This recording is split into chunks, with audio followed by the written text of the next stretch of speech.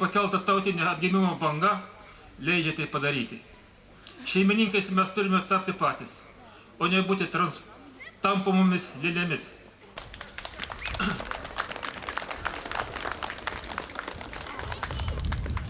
Čia turbūt yra man adresuotas klausimas piliečiui Radavičiui. Keli klausimai dėl žemės išdalinimo. O kur buvai, kai ji buvo niokojama, juk dirbai augalų apsaugos agronomai.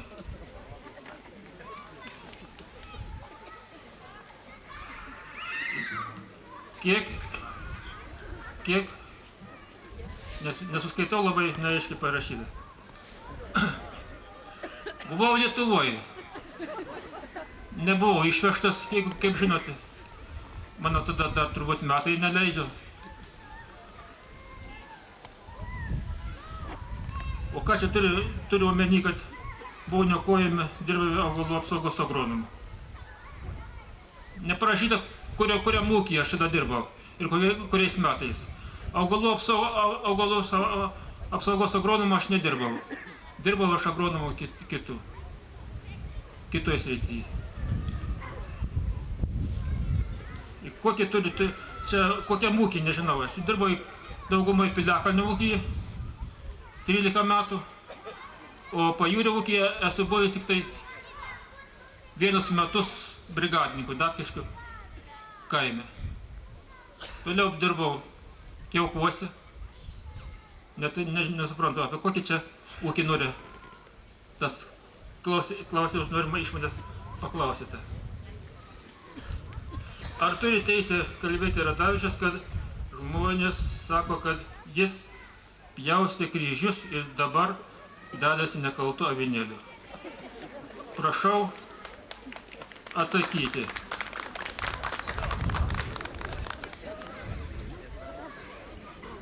Klausimas labai rimtas. Kada aš pjausčiau kryžius, tai šitas asmuo turėtų konkrečiai pasakyti, kur ir kada aš nupjojau tos kryžius. Čia bendrai, kad krūmų davokolo kalbėti, čia labai, man atrodo, reikėtų konkrečiau. Nežinau aš tokių dalykų. Kam aš ką nupjojau, kurio kryžių.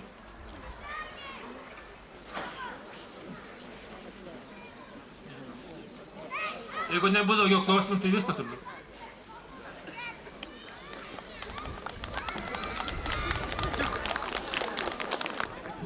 Labdien. Nenustebkit pajūriškė, kad aš užlipau, bet jums gerai visiems, jūs vaikščiojate asfaltais, o mes braidom po purvus. Ir jau kiek metų, vienas direktorius žadėjai, projektuotojai vargę projektavo, vienas žadėjai į Piliakalnį išvažiavo, kitas atsirado vėlais, taip pat žadėjai pernai pavasarį papildyti 3 mašinas, pabarsti mums kaip vaistų ir taip įkenčiamas, ir brendam porvo dieną naktį. Ir dar galų galę nie elektras nepakabina. Nors prie brangiausias tos vaistinės, kuri visiems reikalinga būtų elektra. Ir ten sakė Gaidauskis, jau prašyti elektrikų. Pakabinkit, sakė, nors vieną lempą čia mums kur nors. 3 lempų gal tai reikia. Pasakė direktorius, pasakė, griežtai negalim viską vežti į Žvingius. O dabar pabūkit jūs pas mūsų, ten gyvenkit mūsų gatvėj. Pavasarį, rudenį arba lietus, ką prasideda. Tiesiog viską prineš, sklepus, tvartus prineš, baisu yra. Ir ten nuo nuokalna taip pat žmonės kenta kiekvieną metą. Nieks nerūpinas, nieks niekai nežiūri. Ir galėtų tokia žiema, šiemet, šilta, gera, visur, nie to sniega, nieko nėra. Galėtų atkasti to žvyrą, vežti mašinas, dykas, ir paskui sakys, darbo laikas, sėja, šienai, viskas, nėra laik, o dabar ką dar? Gul visi susigulę ir tikriausiai ir skambint ten stikliukus po dirbtuvis.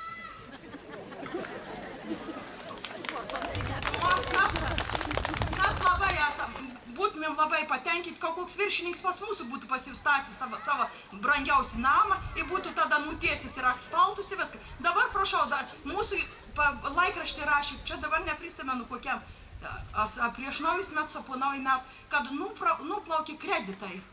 Jau viskas, jau žuvo, čia vis projektavimai, vis pinigų, tai jau viskas, jau dabar nebėra nieko mums tikėtis, kai jau nuplaukė. O kas dabar parplukdys tus kreditus, kas? Gal tie direktoriai, vienas vienam ūkį, antras antram ūkį, kurį tegu parplukda tus kreditus ir tai ištiesi mums asfaltą. ten žmonės, dar tik tai skoriasi. Jau yra į pakalnį nutiest asfaltas. Aš tik tiek tą noriu pasakyti. O kaip galvojat, norit manis merkėt, norit? Gal valdžia tikrai? Gal griežtantį ant manęs visi griežtantį sakys? Oi, visi šokėlį, bet kiek ko aš atėjau.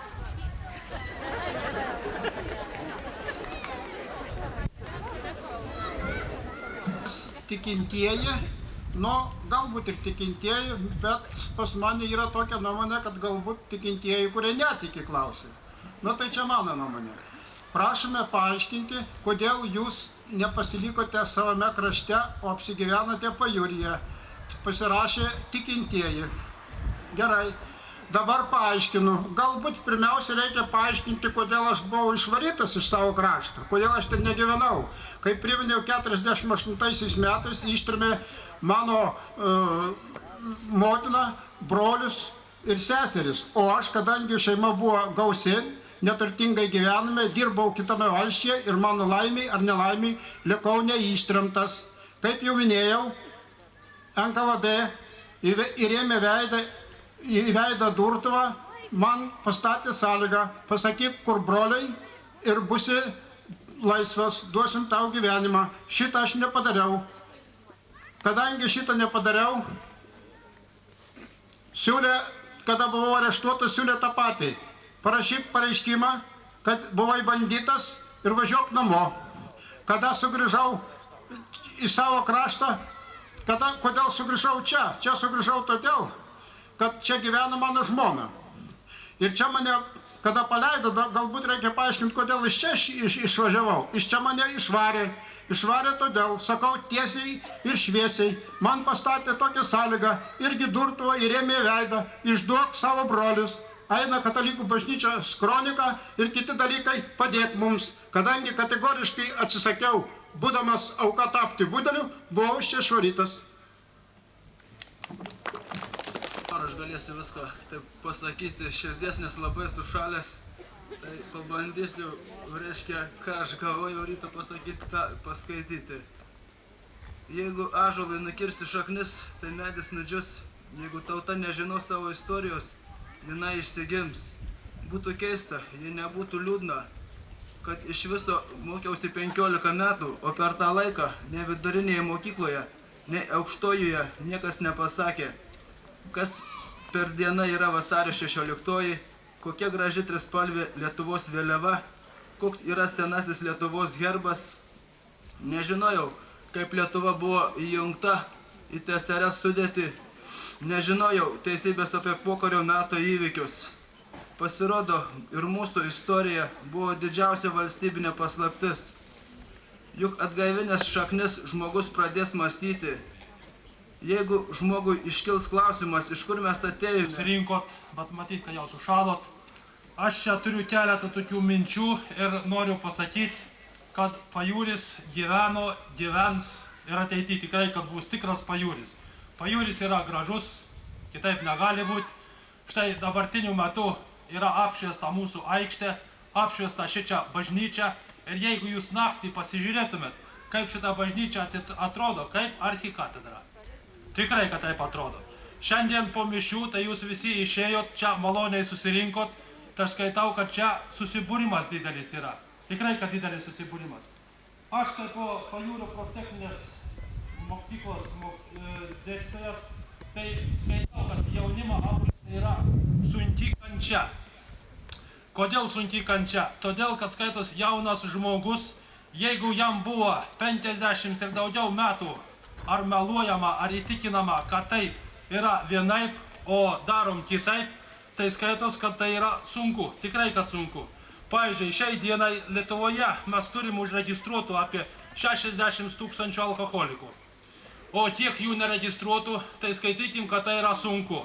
O jeigu mūsų vaikai, visi mūsų vaikai mato visą tai, tai skaitykit, kad tai yra liūdnas vaizdas. Tikrai, kad liūdnas vaizdas. Jeigu suaugusi pamato su kvapeliu, tai jaunimas tai tikrai žino, kad to negalima daryti, bet yra daroma. Dabartiniu metu yra paskelbta akcija vasario mėnesį, kažkas tai 5 ne. Jeigu jūs girdėjot, tai yra negamink, neparduok, nepirk, negerk, nevaišink. Tai tos akcijos prisilaikyti siūlom visiems ir jūs prisidėkit prie atitinkamai to pavadinimo, kur yra pasakyta už blaivę Lietuvą 89 metais. Siūlyčiau jums visiems atitinkamai prisimenant.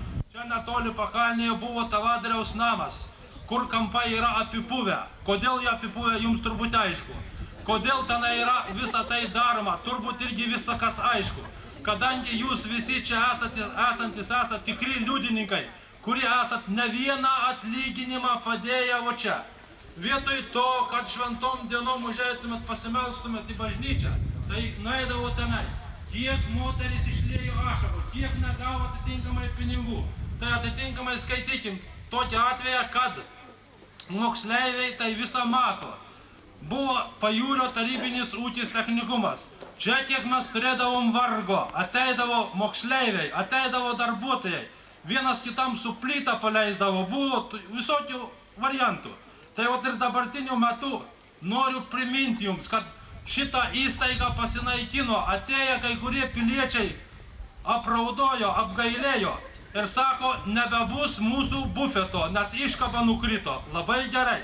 Bet eina tokios mintis ir moteris šneka, kad reiks parašyti ar partiniai organizacijai, ar kam nors kitam, ar sąjūdžiai, kad Pajūryje atsirado zabiegalkos kažkokios vadinamos. Ir aplink bažnyčią, o čia atitinkamai jauni vyrai šturmuoja. Nu nesakysiu, bet į tą pusę atitinkamai. Ir tenai yra viena ir antra, kur stato atitinkamai tą kažkokį, atleiskit, varvalį.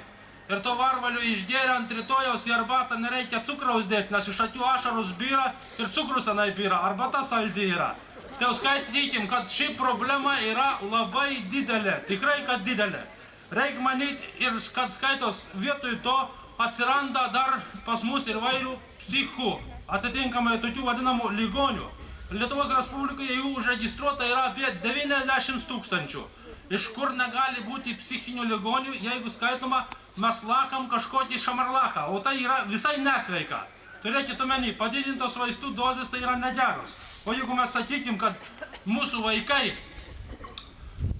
šventas dalykas, vaikai mūsų ateitis, tai ir sakykim, tegu visų tautų vaikai eina vienturybės takais. Keletą žodžių noriu pasakyti tiesos sakymas. Tiesos sakymas tai yra, lyg tai dabartiniu metu, sakykim, toks baubas ar kas tenai negaliu pasakyti. Pavyzdžiui, Labą dieną, gerbėjami pajūriečiai. Visi jau turbūt užšalom, todėl ir aš šnekėsiu trumpai, visų pirma atsakysiu jums pateiktus klausimus ūkiui.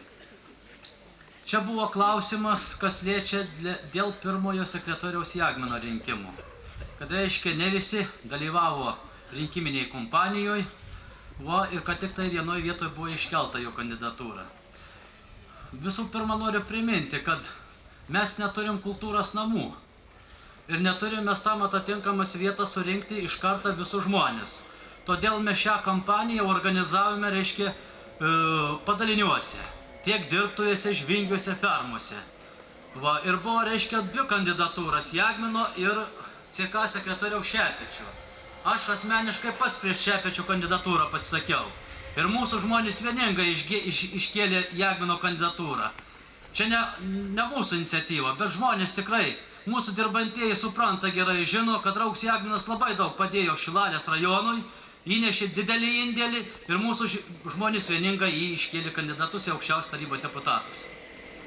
Antras klausimas, kas liečia dėl leukozinių karvių, dėl jų pieno. Jos yra ne leukozinės, bet teigiamai reaguojančias tos karvės. Ir mes tas karvės uždarėm iš karto, kada buvo, reiškia, patikrinta medžiaga, uždarėm Džiaugenų fermoje. Aš žinau labai gerai, tos karvės buvo pačias produktyviausias. Melžėjas tiesiog verkė, kada tas reikėjo karvės atimti nuo jų ir uždaryti į kitą fermą. Tačiau mes tai padarėme, nieko nepadarysi. Jos turi būti atskirtas. Tačiau tas pienas yra melžiamas atskirai ir jis